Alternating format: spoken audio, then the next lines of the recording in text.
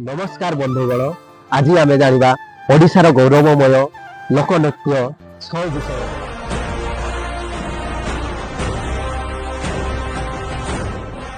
मयूरभंज छौ हेउची ओडिशा मयूरभंज जिलार एक प्रसिद्ध नृत्यशैली।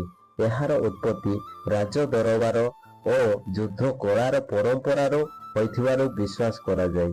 एही नृत्य शक्ति सौंदर्य और अभिनय अद्भुत समन्वय देखा मिले।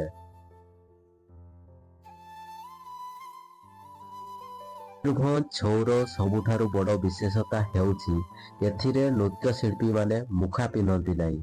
सेमानंकर मुहर भावभंगी शरीरर चलन और नृत्य मुद्रा माध्यम कहानी को प्रकाश करती।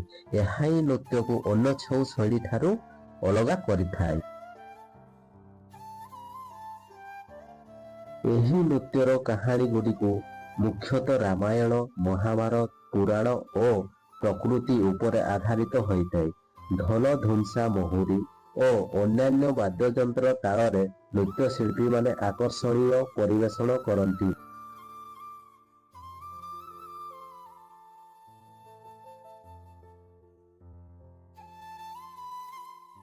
2010 मसीहारे यूनेस्को छौ नृत्य को मानव जातिर अमूर्त सांस्कृतिक ऐतिह्य तालिकार स्थान देइछि।